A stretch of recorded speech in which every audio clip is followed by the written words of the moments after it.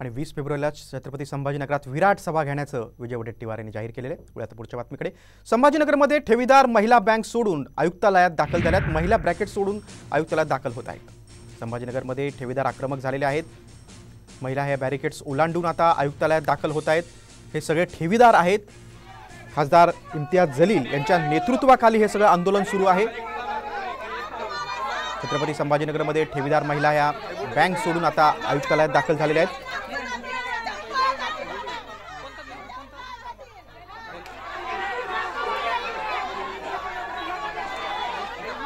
छत्रपती संभाजीनगरमध्ये खासदार इम्तियाज जलील यांच्या नेतृत्वाखाली बुडालेल्या बँक आणि पतसंस्था यांच्या ठेवीदारांचे पैसे परत करण्यासाठी विभागीय आयुक्त कार्यालयावर धडक मोर्चा काढण्यात आलाय। धरणं आंदोलन करण्यात आलंय। गेल्या काही दिवसांपूर्वी काही बँका आणि पतसंस्था या आरबीआयच्या निर्बंधाने बंद करण्यात आल्या होत्या। यामध्ये अनेक नागरिकांचे कोट्यवधी रुपये अडकलेत, आर्थिक फसवणूक झालेली आहे आणि संचालक मंडळाने ही सगळी फसवणूक करून त्यांनी पोबारा केलाय। यावेळी काही महिलांनी खासदार जलील यांच्यासमोर आक्रोश व्यक्त केला होता, आपली व्यथा मांडली होती। त्यावेळी त्यांना अश्रू अनावर झाले होते। आता जलील यांच्याच नेतृत्वाखाली हे धरणं आंदोलन सुरू आहे। विभागीय आयुक्त कार्यालयासमोर हे सगळे जमलेले आहेत। हे सगळे ठेवीदार आहेत।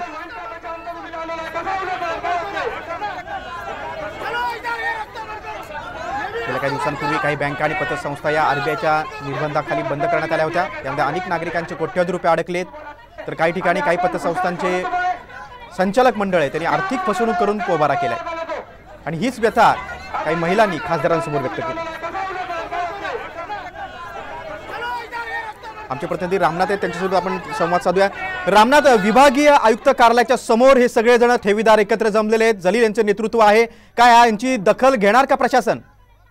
नक्की सर, आपण जर बघितलं तर छत्रपती संभाजीनगरच्या विभागीय आयुक्त कार्यालयामध्ये मोठा गोंधळ उडालेला आहे। काही दिवसापूर्वी छत्रपती संभाजीनगरमध्ये ज्या बँका होत्या त्यांनी सर्वसामान्य नागरिकांचे पैसे घेऊन पोबारा केला होता आणि त्यानंतर आज छत्रपती संभाजीनगरच्या विभागीय आयुक्तालयासमोर खासदार इम्तियाज जलील यांच्या नेतृत्वामध्ये एक मोठं धरणं आंदोलन सुद्धा पुकारलं होतं। परंतु या आंदोलनाचं रूपांतर खूप आता वाद जो आहे तो आता चिघळलेला आहे। पोलिसांनी आंदोलकांमध्ये झटापट होऊन स्वतः इम्तियाज जलील यांनी गेट तोडून या ठिकाणी प्रवेश केलेला आहे। अश्रुधुराच्या नळकांड्या ज्या आहेत त्या आता या ठिकाणी फोडलेल्या आहे पोलिसांनी।